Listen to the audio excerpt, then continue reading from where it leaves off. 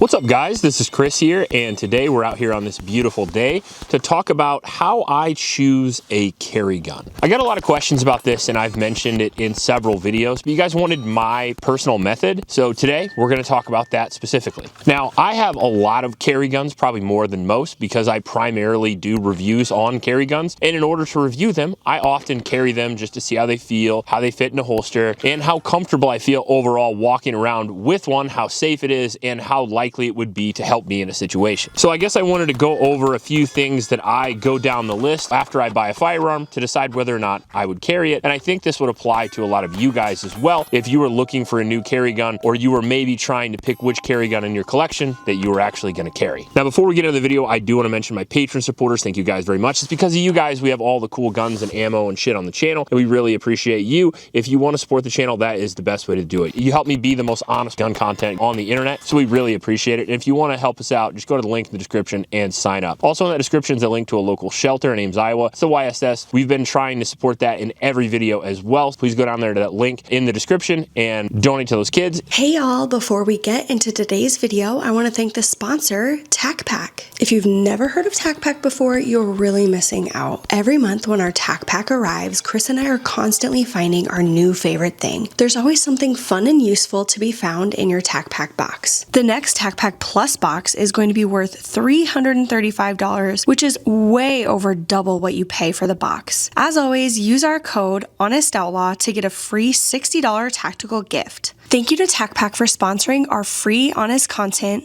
Now let's get back to the video. With that being said, let's get right into it. And the first thing I think of is track record. If I'm going to buy a gun for a carry gun, it's probably going to be from a company that I already trust. I know that doesn't apply to a lot of people, especially if you have some serious budget constraints, but even then, there's a lot of companies that I trust over ones that I don't. For example, companies that are in the top tier of carry guns for me personally are going to be like Glock, Smith & Wesson, Staccato, CZ, and Walter. There's more companies. Those are the ones I can think of off the top of my head. Those companies have made phenomenal guns for years and years and years, particularly Smith & Wesson and CZ, who I lean on a lot, have made fantastic carry guns for at least 50 to 100 years for CZ and hundreds of years for Smith & Wesson. Smith & Wesson had like some of the original carry guns that people started carrying pre-Civil War era. Pretty trustworthy as far as track record goes. That's not the overall opinion of people I'm considering. I'm considering my track record. My personal experience drives this channel, and it's sort of the navigation system I use to decide whether or not my firearms are good or not. I reference other people's opinion, but for the most part, it's my personal experience. I shoot a lot, and I've shot a ton of Smith & Wesson products, and almost all of them have been reliable. That's usually why I err toward the Shield. CZ, same thing. Almost all of them are reliable, and I know that out of the box, I just have a really good shot of that gun being 100%. Walter, same thing, and Glock, same thing. If you get a Glock 43X, probably going to work really well. Now, the second thing I concern myself with is going to be size and weight constraints. So if you can't carry the gun and you're not going to carry it, what does it matter what it is? Now, I know a lot of you would think reliability, but the reality is the gun's too big to carry. It doesn't matter how reliable it is because it's going to be in your truck when a guy tries to rob you or something like that. I know a lot of people carry a Glock 34 or a lot of people that carry a Staccato P, but they don't carry it. It's in a holster in their car. And if you have a chance to either carry a Glock 34 in your car or carry a Smith & Wesson bodyguard on your person, you're better with the bodyguard. You really are. If things happen, the gun's got to be on you. If it's not on you, it's probably not even self-defense in the first place. If you're in a self-defense situation and somebody tries shooting at you and you run all the way back to your car and then you grab an AR-15 and run back, well, that's borderline self-defense in certainly a lot of states, and it's certainly not self-defense in a lot of states. If you have the opportunity to run, usually that's probably what you should do, and that's what everybody says, but there's reasons not to run as well. Like, there's 100 counter-arguments against that. For example, if you run to your truck and your family's still in Target, you got to go back, right? And if not, you're going to have a real bad day tomorrow. So size and weight constraints are extremely important. Be realistic about what gun that you think you would carry, and if you're not sure, go somewhere in the middle of the road, because size and weight constraints doesn't mean getting a small enough gun to carry, but it also means getting a large enough gun to train with, shoot with, and fight with. Because if it's so small that you can't fight with it, it's also useless. So it's important to find some middle ground. Most people usually err toward the compact pistol for the first purchase. I have a tendency to err toward the subcompacts. I like the subcompacts. I like the micro 9s. If it's a Shield Plus size, or if it's a Canic Elite SC size, somewhere in there, a 10-round capacity with a shorter grip and a 3-inch barrel, that's what I personally like. So it needs to be around found that size in a brand that I really like and have trusted if I'm going to pick a new carry gun. Those are the first two things for me. And now that's going to be size and weight constraints also based upon what environment I'm normally in. So if you are in an environment where you are wearing board shorts and a t-shirt all day, maybe those size and weight constraints are even smaller than somebody like me, who the vast majority of the time in Iowa, I'm wearing a coat of some kind or a sweatshirt or something like that, because it's a little colder here at least 6 months of the year. So that allows me to carry a bigger gun as well without printing or making people nervous or anything like that. On top of that, the culture in the Midwest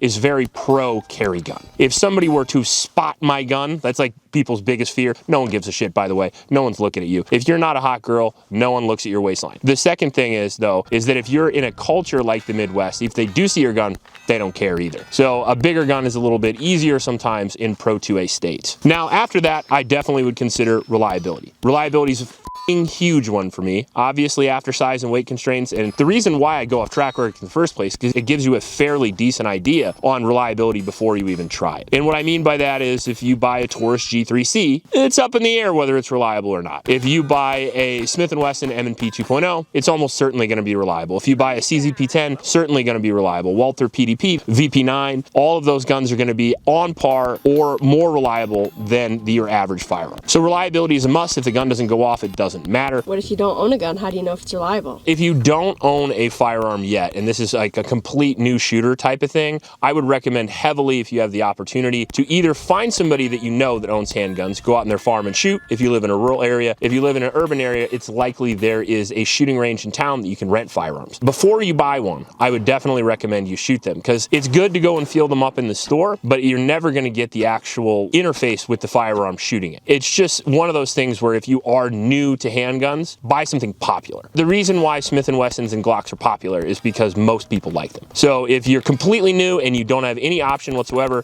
buy a CZ, a Glock, or an M&P. If you're new and you have the opportunity, go shoot one at a range, or like I said, if you're in a rural area, try to find somebody that you know carries a gun. Maybe talk to your local police officer. They have classes available, or like I said, just go out to the country and shoot with one of your buddies. Another couple things that you need to concern yourself with is legality. Is it legal to carry this gun in your state? Is it legal to carry for you to carry this gun in the state? Do you have a carry permit? Do you need a carry permit? Do you have constitutional carry? All these things are important. Can you carry a gun that has a red dot or a comp on it before you get it online and have it shipped to a FFL that you can't pick up because it's not legal? So make sure you check all the legalities. It's easy to do. You can do it online, or honestly, if you're older and you don't want to use the internet, you can call your local sheriff. He should probably know, and if he doesn't, probably elect someone else. Now, beyond that is going to be personal preference and ergonomics. If the gun's reliable and it's big enough to fight with and small enough to carry, those are really the only two things that you have to have. You have to have the gun on you and the gun has to work. Beyond that, almost everything is personal preference. It's what you can hit with, what you feel comfortable with. Make sure to track your speed and accuracy when you shoot guns. If you're worried about that, you can always use a timer. Timers are relatively affordable. You can download free ones on your phone, and you can track which ones you shoot faster, and you can track your progress on targets on which one you shoot better. So when you go to that indoor shooting range and you're shooting the Glock and you're shooting the M&P, after a while, maybe 100, 200 rounds, might not hurt to get a timer and see which one is actually objectively better. Now, caliber is a personal preference, but I like 9mm. The reason why I like 9mm is because it's readily available. It's the most plentiful ammunition. You can find it anywhere ammunition is sold. On top of that, it's the best caliber, in my opinion, as far as powerful enough to get the penetration that you need to hit the things that you want to hit, while having the least amount of recoil so you can get the most repeat shots at trying to hit the thing that you want to hit. So if you get 45 ACP, if you get 40 Smith & Wesson, do they make slightly bigger holes? Yes, they do, but they make less holes. Do they go as far as 9mm? Yes, they do, but they are harder to shoot and harder to train with. And the most important thing here, I cannot stress enough, is that the gun feels good in your hand and you like shooting and carrying the gun. You have to like it, because you're not going to do it. It's a pain in the ass to carry a gun. It's a big responsibility. It can be a safety issue if you do it wrong. You have to concern yourself with being around your family and your friends. You have to concern yourself with what buildings you go into, whether you go into a federal building, things like that, airport, all that shit. They don't like that. So just remember that it has to be a fun experience that makes you feel safe and comfortable, and then you'll do it. Shooting handguns can be so much fun. It's addicting as long as you pick the right one. It's not that much fun for me to shoot a 45 caliber subcompact, whereas if I'm shooting like a Smith & Wesson Shield, it's fun enough to where I can shoot it more and I'm a better shot with it. And that's one of the reasons why I'm such a decent pistol shot these days, is because I shoot a lot. That's because I pick guns I like to shoot. So caliber, I mean, you can go 380. 380 is a good choice for a concealed carry because it gives you you a plethora of firearms that have a good capacity, that are very small, very light, and they have low recoil. And is 380 enough? Yes, it is. You just have to put it in the right spot like anything else. 9mm, we talked about that. It's my personal favorite. 40 Smith & Wesson, can you carry that effectively? Hell yeah, you can. I mean, there's been kind of a war on 40 Smith & Wesson ever since I was in high school. It used to be the gun that police carried when I was in high school, and since then really fell out of favor because it has electric recoil, makes the guns not last quite as long. Is it an ineffective cartridge? Absolutely not. If you smoke somebody with 40 Smith & Wesson, they're going to notice. 45 ACP, I mean, shot down a plane, it's doing well for itself. All the calibers are good. It's just some are more expensive, some have more recoil, some have more power. You're going to have to find out what you like the best. I carry 380 for a really small gun like the Bodyguard, and I carry 9 for most of my other uses. Now, as far as like ergonomics go, how much capacity do you need? Well, how much you probably think you need. I would recommend 10 rounds.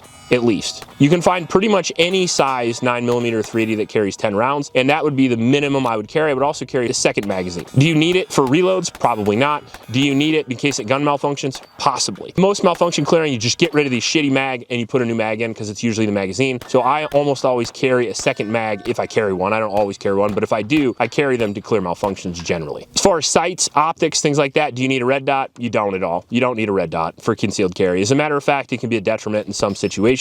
Batteries die, you get lint in them, they get dirty, they die for whatever reason. I've had tons of red dots that are reliable, durable, awesome optics that just shit out on me for whatever reason or another, dropped it, broke it, that kind of thing. Are they helpful? Yeah, they are. You can shoot further, you can shoot faster. But do you need them? You definitely don't. They're more uncomfortable when you carry appendix for the most part because they stick into your stomach a little bit if you like drink beer like I do. So I often err toward iron sights, although I do have dot guns that I carry as well. I do both because I review both and I like both for different purposes. But if you're an iron sights guy and you don't want to change, don't. Just shoot iron sights and get good at it. Most engagements in a serious civilian situation, the FBI says 0 to 7 yards. I don't know how true that is. I mean, statistics can be read different ways, but any fight I've ever been in has been close as shit. People have to get close to you to try to take stuff from you. People have to get close to you to hurt you. And most people out there aren't John Wick. If they're shooting at you, they're going to be close if they're going to hit you.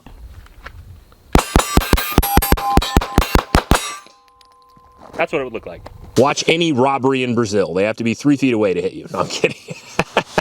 Not me, because I'm huge, big target, but maybe a normal person. Safeties, do you want a safety? I don't know. Do you? Does it make you feel better? I can tell you that it's better to have a gun with a safety and carry in the chamber than it is to carry with an empty chamber with no safety. That's my personal opinion. It's harder for a person to pull a gun and rack a slide. Most cases, if you watch videos on that most people who do that are untrained. They don't use the Israeli method. Like, I mean, if you're an Israeli Mossad officer and you're shitting on me right now, you can do it very well. But most people should carry with one in the chamber because they are probably going to failboat it when they pull the gun out and try to rack the slide. It's a really common malfunction to take place. Or maybe you'll pull the gun out and try to use it and there's a click and then you got to rack the slide while the guy's shooting you. That would suck. I would recommend that if you have to use a safety to feel comfortable to carry, then use one. Just make sure to build it in your battery of arms. Make sure to sweep that safety off every single time, even in dry fire practice, and it will become intuitive. Regardless of what tactical ninja tells you that safeties are going to get you killed in the streets, they're full of shit. They just don't know how to use it. People can literally use anything for self-defense. Many people have been successful in home defense scenarios with single shot shotguns, and many people have been successful in concealed carry situations with the oldest, shittiest gun you can possibly imagine, like a Car 380 or something. It really depends on the person and the attitude, the mindset, the training, and the skills. What do I look for though? I carry a 9mm. I usually carry iron sights, and I usually like a gun without a safety, unless it's 1911, because I don't really use it as a safety. I use it as a recoil control device. Past that, you need to concern yourself with a pretty good holster. Holster is just as important as the gun that you carry, and the belt that you carry the holster on is pretty important too. A lot of people say it's as important as a gun. I don't know. I have a big leather gun belt that I've been carrying for years. It's not tactical and it's not sophisticated, but it works for me. So find something that works for you and your style. And again, as far as dressing goes, you don't have to change the way that you dress to carry a gun. I see the gray man argument all the time. The reality is, if you want to blend in to your environment, just wear the shit you're already wearing. You already blend in. If you think blending in is putting camo on while you walk around the streets of New York, you're not blending in. It's not working for you. If you wear 5'11" pants and you wear boots and all that stuff, people are going to know you carry a gun most likely. But as far as holsters go, I personally like Phalanx concealment. I go back to them time and time and time again. I like LAS concealment. I like Tier 1 concealment. I like Blade Tech, and I love G-Code. Beyond that, there's so many other holster manufacturers as well.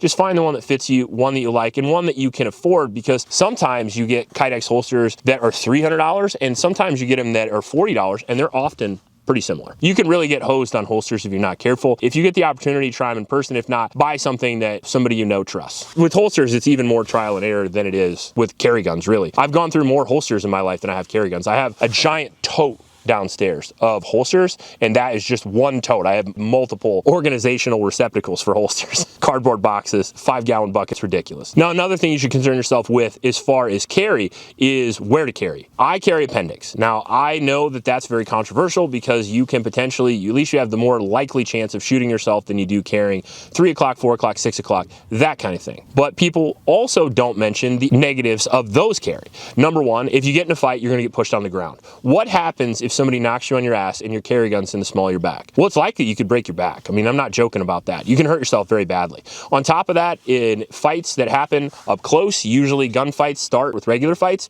And in that sort of scenario, if you've done any kind of combatives or whatever, it's so much easier to keep your guard up and get to your gun, or it's so much easier to keep somebody in your guard, like if you're doing jiu-jitsu or something like that, and grab your gun from an appendix situation than it is from 3 or 4 o'clock. Once you go for your gun behind your back, that is telegraphing. People can see that, because why the fuck else are you doing that? Whereas normally you can slide your hand down to your waist and people don't notice quite as much. The second thing is it's really easy to pin somebody behind their back once they do that. Once they put their arm behind their back, if I'm on top of you punching you, I'm going to pin your arm, and I'm going to keep punching you while you try to grab that gun until you're knocked out, and that's my gun. If you're doing that when I'm standing up and you go for that, you leave the whole side of your face open, and on top of that, again, easily to get pinned behind your back, tripped, thrown on the ground, break your arm, break your back, that kind of thing. So I feel like for me personally, in all the situations I've ever been in, it makes me feel more comfortable to have my gun in a position I can grab.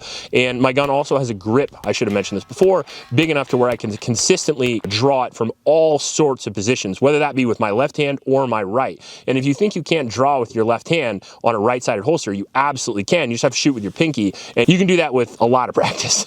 But it's a thing that I actually had to do once in police combatives with my buddy Max, and ever since then, I've been practicing it. So that's going to go to like physical health constraints as well. If you have a really bad back, maybe not carry small of the back. If you are really concerned about shooting your leg, maybe don't carry appendix. Just figure out a situation that works best for you. Also, I want to make sure that you're probably carrying on your body. I mentioned on your body, but really on your body. Not like in a purse or like in a fanny pack. Those are okay. Fanny pack's okay. But there's downsides to that. Number one, people leave purses and fanny packs places, especially around children. Don't do that. Secondly, they're easier to get stolen. Thirdly, they're harder to get to if you're getting the shit beat out of you, or stabbed or murdered, something like that. So make sure you keep that in mind. I'm not saying you shouldn't do it. I'm just saying keep it in mind. Beyond that, find a gun with easy magazines to find, easy holster accessibility. Nowadays, it's easy to find a gun with the ergonomics that you want right out of the box. If you want comp, you can get a comp. If you want ports, you can get ports. If you want a 10-round magazine, 12-round magazine, 15, 22, you can get all that stuff. It's really up to personal preference. But for me, if I'm getting a carry gun, to narrow this video down to like 15 seconds since I rambled like crazy, I'm getting one that I can get a good holster for, that I can get magazines for, that is in 9mm, 3-inch barrel most likely, 10-round plus capacity, has good iron sights or a dot mount out of the box, has a reliable track record, and has been reliable for me for at least 500 to 1,000 rounds. I won't carry a gun unless I've shot at least 500 rounds through it with no malfunctions. If it has one malfunction, it's out. I kid you not. If I have a single malfunction in a gun in the first 1,000 rounds, I will never carry it. And that's because there's so many guns these days that you can pick from, and I just don't feel good about it. If I have a malfunction the first 10 rounds, I shoot another 900, I still won't do it. I just want the gun to go off every single time. I've been in life or death situations plenty of times in my life, and I know that time matters a lot. And trying to take your hands off whatever you're doing, trying to take your focus off whatever you're doing and clear a malfunction, I don't really want to do that. I would rather just have a gun that works all the time, and you can get those. Like I said, you can get them from Smith, you can get them from TZ, you can get them from Walther, you can get them from HK. You can even get guns from Canik that are extremely reliable nowadays. So go out there and find the best gun for you. And I know that it sucks because you want to watch a video and you want a person to tell you exactly what carry gun you should buy, but no one can tell you because no one has your life, no one has your experience, no one has your size, your body weight, your strength. So make sure to pick something that works best for you. If you like this video, please like and subscribe. Please help out your Oklahoma shelters, and remember to recycle. I'll check you later.